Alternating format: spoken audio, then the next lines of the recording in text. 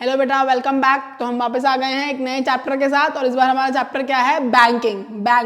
Bank तो गए होंगे ना आप लोग? अगर नहीं गए हैं तो जाइए आज की वीडियो देखने के बाद फटाफट बैंक। प्रैक्टिकल नॉलेज बहुत इंपॉर्टेंट है बेटा। अगर आप कभी बैंक को विजिट नहीं करेंगे, आपको पता नहीं होगा वहाँ क्या होता है, कैसे होता है, तो आपके लिए चीज़ें समझ में नहीं आएंगी। आपको सब मगअप करना पड़ेगा, रट्टा मारना पड़ेगा, which is not a good thing. जाइए बैंक विजिट कीजिए, प्रैक्टिकल नॉलेज लीजिए, राइट। उससे पहले आपको लास्ट वीडियो में एक क्वेश्चन पूछा था मैंने, हु इज आरबीआई गवर्नर? तो आपने आंसर ढूंढ ही लिया होगा।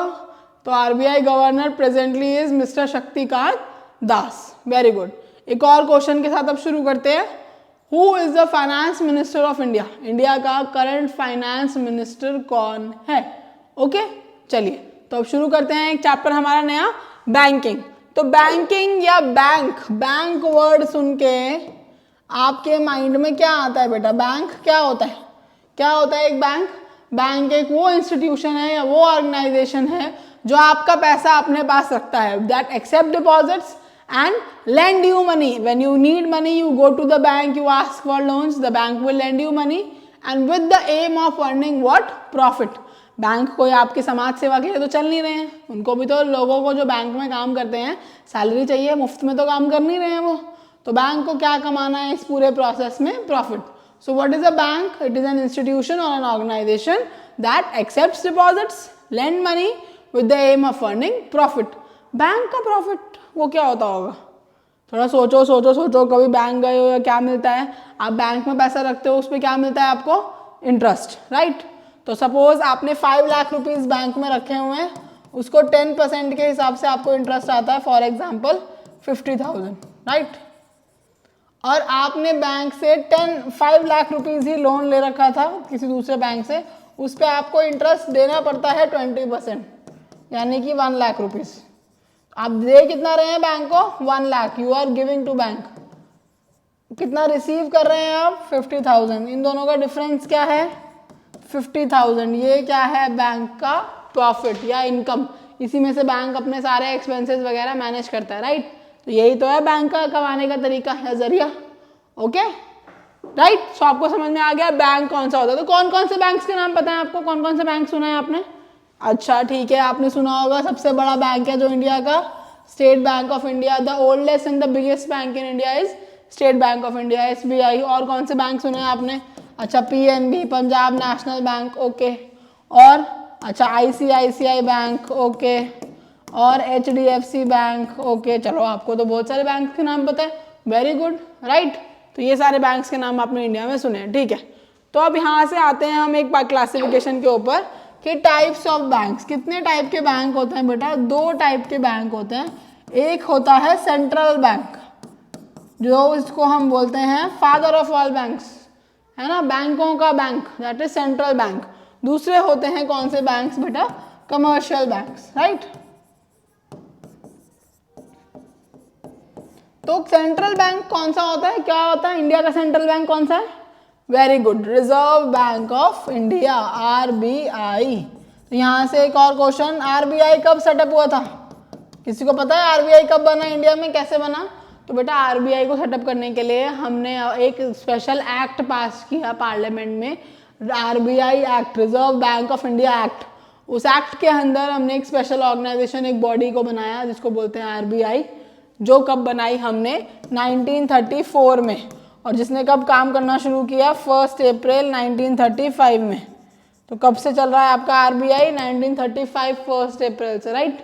अभी 100 ईयर्स का हुआ नहीं है, अभी हो जाएगा, है ना, 11 ईयर्स के बाद, राइट। तो that is RBI for you, reserve bank of India. Central bank है। सेंट्रल बैंक का एम और एजेंडा क्या होता है? कौन सा बैंक है, क्या करता है ये? It is the apex institution in the banking sector. ये मेजर बैंक है, मेन बैंक है बैंकिंग सेक्टर में, जो सब बैंकों का बैंक है, सब बैंकों का सुपरवाइजर है, उनके ऊपर है, जो सोशल वेलफेयर के ऑब्जेक्टिव से ऑपरेट करता है बेटा। जिसका ऑब्जेक्टिव प्रॉफिट कमाना नहीं है, जिसका ऑब्जेक्टिव है समाज की भलाई, सोशल वेलफेयर, कंट्री का डेवलपमेंट, ग्रोथ, राइट। उस सब के लिए काम करता है कौन? Central bank. और इंडिया के लिए वो सेंट्रल बैंक कौन है? RBI, reserve bank of India, right. चलिए दूसरे कौन से हैं? Commercial banks. कमर्शियल बैंक्स वो बैंक्स हैं जिन बैंक्स में आप और मैं जाते हैं डीलिंग करने के लिए, राइट। जैसे कि आपने जो अभी नाम बताया ना मुझे, एसबीआई, एचडीएफसी, पीएनबी, एक्सिस, ये सारे बैंक्स कौन से हैं बेटा? ये सारे हैं कमर्शियल बैंक्स। कमर्शियल बैंक्स क्या करते हैं? आपको लोन देते हैं, आपका पैसा रखते हैं और ये प्रॉफिट के लिए ऑपरेट करते हैं, राइट। इसमें भी मैंने ये देखो एसबीआई और पीएनबी को ऊपर रखा है, एचडीएफसी और एक्सिस को नीचे रखा है। क्यों? क्योंकि दो कैटेगरी बनाना चाहती हूँ मैं। कैटेगरी 1 ये एसबीआई और पीएनबी, ये गवर्नमेंट रन बैंक्स हैं, तो इनको गवर्नमेंट कमर्शियल बैंक्स बोलते हैं, राइट। दूसरे है एचडीएफसी और एक्सिस, ये प्राइवेट कमर्शियल बैंक्स हैं। क्यों? क्योंकि इनको प्राइवेट सेक्टर या प्राइवेट ओनर्स रन करते हैं, राइट बेटा। समझ में आ रहा है आपको? तो यहाँ से एक फटाफट डिफरेंस देख लेते हैं। किसके बीच में डिफरेंस देखना है हमें? Difference between central bank and commercial bank, दोनों के बीच में एक डिफरेंस देखते हैं। थोड़ा बहुत तो आपको समझ में आ गया, आप ही पूरे पॉइंट्स बता दोगे मुझे। चलो फिर बताओ फटाफट। सेंट्रल बैंक कौन सा बैंक होता है? एपेक्स बैंक होता है कंट्री का, एक ही होता है जो किसके लिए काम करता है? सोशल वेलफेयर के लिए। ऑन द अदर हैंड ये नॉर्मल बैंक्स हैं, मल्टीपल बैंक्स होते हैं ये, और ये किसके लिए काम करते हैं? प्रॉफिट मोटिव के लिए। सेंट्रल बैंक सरकारी होता है या private? Very good, it is a government control bank या government run bank. It can be private and government both, right. Example क्या है? सेंट्रल बैंक कौन है? RBI, reserve bank of India. Commercial bank कौन कौन से हैं? SBI, HDFC, right. Central bank का ऑब्जेक्टिव क्या है? Social welfare. कमर्शियल बैंक का ऑब्जेक्टिव क्या है? Profit making. कौन सा बैंक पब्लिक से डील करता है? आपको और मुझे अगर किसी बैंक में लोन लेना है तो हम कहाँ जाते हैं? आरबीआई जाते हैं या एसबीआई? एसबीआई जाते हैं ना। So which banks deals with public? Commercial bank. Commercial banks deals with public, आपके और मेरे जनता के साथ डील करता है। Whereas central bank does not deal with public, ये पब्लिक के साथ डील नहीं करता है, राइट। नोट कौन छापता है? Who prints currency in India? किसके पास है नोट छापने की पावर? एसबीआई के पास या आरबीआई के पास? आरबीआई के पास। So central bank is the sole authority to print currency in the country. Sole authority to print currency, note छाप सकता है, right. Whereas commercial banks has no power to print currency, इनके पास currency print करने की कोई भी power नहीं है, राइट। सो ऐसे ही आप डिफरेंसेस क्रिएट कर सकते हैं। आपको समझ में आ गया? पेपर में अगर आपका क्वेश्चन आता है differentiate between central bank and commercial bank, तो आपके लिए तो बाएं हाथ का खेल होना चाहिए, राइट। फटाफट से समझ में आ गया आपको ये what is the difference between central bank and commercial bank? Okay, ठीक है, चलते हैं आगे चलते हैं फटाफट। तो अब हमें देखना है बेटा क्या एक इंपॉर्टेंट फंक्शन कमर्शियल बैंक का, जिसको हम जानते हैं क्रेडिट क्रिएशन के नाम से, जो कि आपके सिलेबस का एक बहुत इंपॉर्टेंट एरिया है, जिससे काफ़ी बार काफ़ी साल एग्जाम में क्वेश्चन आता ही आता है। Credit creation. क्रेडिट क्रिएशन क्या होता है बेटा? ये वो प्रोसेस है जिससे बैंक्स मनी को मल्टीप्लाई करते हैं by the process of money multiplier, using money multiplier. Banks क्या है? जो आपने बैंक में पैसा डिपॉजिट किया है एक बार, उस इनिशियल डिपॉजिट को मल्टीप्लाई कर देते हैं, बढ़ा देते हैं, और फिर वो बढ़ के उतना ज़्यादा हो जाता है जो आपने डिपॉजिट किया है उससे बहुत ज़्यादा। So what is credit creation? It is a process by which banks multiply money या banks create deposits which is far in excess of the initial deposit. Initial deposit से जो कई ज़्यादा होते हैं, और किसको यूज़ करते हैं इस प्रोसेस के लिए? मनी मल्टीप्लायर को, राइट। इस प्रोसेस को समझने के लिए बेटा आपको दो अजम्पशंस लेनी पड़ेंगी। कितनी अजम्पशंस? दो अजम्पशंस। और वो अजम्पशंस क्या हैं? Number 1, entire banking system is one. जो हमारा सारा बैंकिंग सिस्टम क्या है? वो एक ही है, मतलब सारे बैंक अलग अलग बैंक नहीं है, एक ही बैंक है, okay. Then second assumption is all receipts and payments. जितनी भी रिसीट्स हो रही हैं, पैसा आ रहा है और जितना भी पैसा जा रहा है वो किसके थ्रू हो रहा है? बैंक्स के through. All receipts and payments are done through bank. क्या मतलब है इसका? अगर आप मोमोज भी खा रहे हो ना, है ना, तो चेक काट के दे रहे हो उसको, या उसको यूपीआई कर रहे हो, उसके बैंक में जा रहा है, वो भी आगे बैंक से ही सारा यूज कर रहा है, तो सारी ट्रांजैक्शंस किसके थ्रू टेक प्लेस कर रही हैं? बैंक के through, right. All the transactions of receipts and payments. Then there is one concept of LRR, legal reserve ratio. ये क्या भला है भाई? पहली बार सुना है हमने। ये क्या होता है बेटा? ये होता है दैट एवरी कमर्शियल बैंक, उनको मैंडेटरी होता है that they have to keep some पैसा, some money aside in the form of reserves, जिनको वो यूज़ कर सकते हैं at the time of contingency, कभी इमरजेंसी हो, कंटिजेंसी हो, उसको यूज़ कर सकते हैं। तो कुछ पैसा कमर्शियल बैंक्स को साइड में रखना पड़ता है आरबीआई के पास, और कुछ पैसा अपने पास।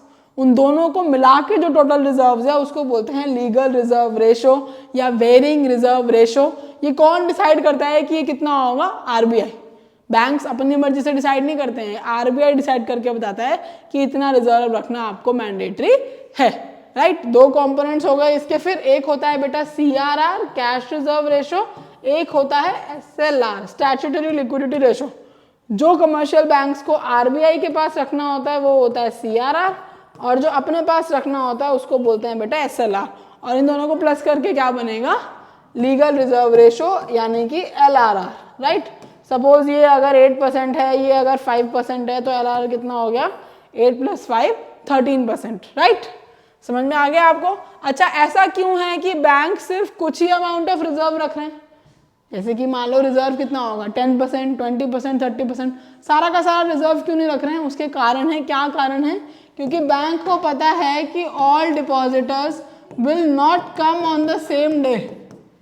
सारे जो डिपॉजिटर्स हैं सेम डे पे नहीं आ जाएंगे अपना पैसा निकालने, और वो सारा अमाउंट भी कोई नहीं निकालता, right. Entire amount is not withdrawn. ना वो एक दिन पे सारे आते हैं और ना ही वो एक दिन में सारा पैसा एक बार में निकाल लेते हैं, right. Plus there is constant flow of new deposits. नए डिपॉजिट्स बैंक में हमेशा आते रहते हैं, लोग जमा कराने पैसा आते रहते हैं, राइट। ये 3 रीजन हैं जिसकी वजह से only a fraction of amount is kept as reserves, not the entire और major amount. Why? Because all the depositors will not approach the bank on the same day, right? All the depositors will not withdraw the entire amount in one go. Also there is constant new flow of deposits in the banks, right? इसीलिए there is only a fraction of amount which is kept in the form of reserves, right? अब ये काम कैसे करेगा? Multiplier effect कैसे चलेगा? इसके लिए हमें एक वर्किंग टेबल देखना पड़ेगा बेटा, ठीक है। आइए अब हम वो वर्किंग टेबल समझ लेते हैं फटाफट। तो वर्किंग टेबल कैसे काम करेगा? सपोज कीजिए कि आप इनिशियली इन्वेस्ट कर रहे हैं, इनिशियल इन्वेस्टमेंट जो आपने या इनिशियल डिपॉजिट जो आपने किया है, जो आपने बैंक में पैसा जमा कराया है, वो कितना है? Suppose that is 5000 rupees, okay. And the legal reserve ratio which is fixed by the RBI, it is suppose 10%, okay. So कैसे बनेगा बेटा? अब ये टेबल ध्यान से देखिए। तो यहाँ पे आप क्या लिखेंगे? Deposit, loan, then reserve. आपने कितने रुपए डिपॉजिट किए? 1000। अब बैंक ने कितना रिजर्व रखने के लिए बोला है? 10% आरबीआई ने। तो कमर्शियल बैंक के पास 1000 रुपए आ गए। कमर्शियल बैंक ने क्या किया? 1000 रुपीज का 10% यानी कि 100 रुपीज रख दिया रिजर्व में, और बचा हुआ पैसा जब विन्नी लोन मांगने गई बैंक में तो बैंक ने विन्नी को 900 रुपीज लोन दे दिया। अब विन्नी ने क्या किया? वो 900 रुपीज स्पेंड किया, और स्पेंड करने के साथ वो पैसा कहाँ चला गया? वापस बैंक में। क्यों? क्योंकि याद कीजिए हमने क्या अजम्पशन किया है? हमने अज्यूम किया है कि सारे पेमेंट्स और रिसीट्स किसके थ्रू होंगे? बैंक के थ्रू। तो वो 900 रुपीज की विन्नी ने चॉकलेट्स खरीद ली, और वो पैसा कहाँ चला गया? वापस बैंक में। वो नेक्स्ट राउंड में क्या बन गया? डिपॉजिट्स। यहाँ पे लिख सकते हैं आप राउंड, ये है राउंड 1, राउंड 2। 900 रुपीज फिर बैंक के पास आ गया डिपॉजिट। अब बैंक ने क्या किया? फिर 900 का कितना % रिजर्व रख दिया? 10%, यानी कि 90 रुपीज रिजर्व रख दिया, और 810 अब शाम आया लोन लेने के लिए, शाम को लोन ले दिया, राइट। शाम ने क्या किए? वो 810 रुपीज स्पेंड किए, और स्पेंड करके फिर वो राउंड 3 में क्या हो गए? बैंक के वापस से डिपॉजिट्स हो गए। अब बैंक ने फिर 810 का 10% रिजर्व रख लिया, और बचा हुआ 729 लोन दे दिया। अब ये स्टेप या ये सीरीज कब तक चलेगी? जब तक ये इनिशियल डिपॉजिट 0 नहीं हो जाता, या फिर आपका जो टोटल रिजर्व का वैल्यू है, जो आपका टोटल रिजर्व का वैल्यू आएगा यहाँ पे, वो इनिशियल डिपॉजिट के बराबर जब तक नहीं आ जाता। अब वो हमें कैसे पता चलेगा कि कब तक चलेगा ये प्रोसेस? वो बेटा हमें पता चलेगा किसके थ्रू? मनी मल्टीप्लायर के थ्रू। मनी मल्टीप्लायर ही वो चीज़ है जो हमें बताता है कि पैसा खुद को कितने गुना मल्टीप्लाई करेगा, right. how much times the money is going to multiply itself or how much times the initial deposit is going to multiply itself, right? क्या फॉर्मूला है मनी मल्टीप्लायर का? It is equal to 1 upon LRR. क्या formula है? 1 upon LRR, right? तो current example में हमारा LRR क्या है बेटा? 10%, राइट? तो चलिए मनी मल्टीप्लायर निकाल लेते हैं फटाफट. Money multiplier is equal to 1 upon 10 upon 100. 100 ऊपर चला जाएगा, 100 अपॉन 10, 10 टाइम्स. इतना तो आपको पता है ना, डिनोमिनेटर का डिनोमिनेटर बिकम्स द न्यूमरेटर. सो कितने गुना मनी मल्टीप्लाई करेगी? क्या दिखाई दिया हमें, क्या आ गया ये फटाफट बता देंगे. 10 टाइम्स. कितने गुना? 10 गुना.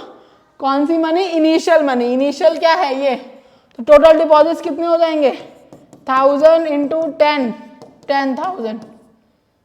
मैंने यहाँ पे 1000 लिया है, वहाँ 5000, इसको 1000 कर देता है. मैंने पूरा एग्जाम्पल 1000 से किया है ना, थोड़ा सा मिस्टेक हो गया वहाँ पे. 10,000 और टोटल लोन कितना हो जाएगा? 900 इंटू 10, 9000. टोटल रिजर्व्स कितने हो जाएंगे? 100 इंटू 10, 1000. और अदरवाइज भी आप देखिए ये 1000 is equal to this 1000, right? So हमारे टोटल रिजर्व्स इनिशियल डिपॉजिट के बराबर आ गए हैं और हमारा पैसा कितने गुना मल्टीप्लाई हुआ है? 10 टाइम्स. वो कैसे आया? LRR से. Money multiplier is equal to 1 upon LRR. तो हमारा सारा मनी मल्टीप्लायर का प्रोसेस कब एंड होगा? 10 स्टेप्स के बाद एंड होगा, राइट? मगर आपको 10 स्टेप्स नहीं बनाने हैं, आप ऐसे 3 स्टेप्स बनाइए, उसके बाद ऐसे डैश डैश डाल दीजिए और फाइनल में मनी मल्टीप्लायर कैलकुलेट करके टोटल वैल्यूज निकाल दीजिए, राइट? इजी, क्लियर है? ऐसे ही आप कोई और वैल्यू लेंगे LRR की और कोई और वैल्यू लेंगे इनिशियल डिपॉजिट की, तो आपका टेबल चेंज होगा. कैसे? एक वैल्यू और मैं आपको लेके बताती हूँ. बताइए क्या लेना है फिर? इनिशियल डिपॉजिट कितना लेना है? अब ले लेते हैं 5000, जो पिछली बार मिस हो गया. और LRR भी थोड़ा चेंज कर देते हैं, 20%. सपोज बेटा in the board exam if you are given these value, तो जो वैल्यू आपको दे रखी है आपने वही लेनी है, राइट? अगर नहीं दे रखी, उसने सीधा बोला है आपको explain how banks multiply money through the process of credit creation या what is credit creation, explain with numerical example, तो आप अपनी मर्जी से कोई भी वैल्यूज दे सकते हैं, राइट? बस इतना ध्यान रखिए कि LRR को आप हमेशा 10 के परसेंटेज में या 10 और 20 में से एक रखिए, so that your calculation is easy. Okay, तो इनिशियल डिपॉजिट 5000 है, LRR 20% है, ठीक है? अब कैसे बनेगा table? Round deposits, loan and LRR, सारे हेडिंग बना दिए हमने, ठीक है? अब इनिशियल डिपॉजिट कितना है? राउंड कौन सा है? 1. इनिशियल डिपॉजिट कितना है? 5000. LRR कितना है? 20%. यहाँ पे लिख लेते हैं 20% ताकि कंफ्यूजन ना हो. तो 5000 का 20% कितना होता है? यस, 1000. तो 1000 आपने रिजर्व रखा और 4000 आपने लोन दे दिया. वो लोन नेक्स्ट राउंड में क्या बन गया? डिपॉजिट. 4000. 4000 का 20% कितना होता है? 800. 800 आपने रिजर्व रखा और 3200 क्या दे दिया? लोन. 3200 राउंड 3 में क्या बन गया आपका? Deposit, right? 3200 आपका डिपॉजिट बन गया. अब आपने 640 रख दिया रिजर्व में, इसका 20%, 320 प्लस 320 640. और लोन के लिए कितना बचेगा? माइनस करके चेक कर लेते हैं ना. 3200 माइनस 640, 0652560 क्या बन गया आपका? लोन. फिर ये आ जाएगा आगे, ये प्रोसेस चलता रहेगा. कब तक चलेगा ये प्रोसेस? जब तक आपका एंड नहीं हो जाता. कहाँ से निकालेंगे वो? LRR से. What is money multiplier? 1 upon LRR, right? 1 upon 20 upon 100. 100 upon 20 is equal to 5 times. 5 गुना पैसा मल्टीप्लाई करेगा, डिपॉजिट्स मल्टीप्लाई करेंगे. तो 5 गुना मल्टीप्लाई करने के बाद क्या हो जाएगा? 5000 into 5, 25,000 will be your total deposits, 20,000 will be your total loan, 4,000 into 5 and 5,000 will be your total reserve LRR. Hence proved आपका total LRR जो है वो किसके बराबर आया है? Initial deposits के बराबर, right? So like this you can take any number, any example and make a table of your own. Clear है आपको? ये कॉन्सेप्ट समझ में आ गया है? अगर आप ध्यान से देखेंगे तो इसमें एक फॉर्मूला और समझ में आया होगा आपको. टोटल डिपॉजिट्स का क्या फॉर्मूला होता है बेटा? Total deposit is equal to initial deposit into money multiplier, right? और यहाँ से मनी मल्टीप्लायर का एक और फॉर्मूला निकाल लेंगे. Money multiplier is equal to total deposits divided by initial deposits, right? जितना प्रैक्टिस करेंगे उतना ही आपको क्लियर होगा. ओके, सो यहाँ पे हमने एक मेन क्वेश्चन किया है जो आपके बोर्ड एग्जाम में आने की पॉसिबिलिटी काफ़ी ज़्यादा है फॉर 4 मार्क्स। इस टेबल को अच्छे से बना लीजिए, अजम्पशंस लिखना होगा आपको, डेफिनेशन लिखना होगा, LRR लिखना होगा और टेबल बना के दिखाना होगा, राइट। तो इसको थोड़ा प्रैक्टिस कीजिए। उसके बाद हम मिलते हैं नेक्स्ट वीडियो में जहाँ पे हम डिस्कस करेंगे बेटा functions of central bank, right. और सवाल याद रखिए, who is the finance minister of our country, who is it, yes, Nirmala Sitharaman. तो this is the answer. Last में मैं वीडियो में देते हुए जा रही हूँ। नेक्स्ट वीडियो में पहले आपसे कुछ न्यूमेरिकल पूछूंगी मैं, 1-2 छोटे छोटे, उसके बाद आगे बढ़ेंगे, ठीक है। तब तक कि आप प्रैक्टिस कीजिए और चैनल को लाइक, शेयर और सब्सक्राइब कीजिए। Thank you.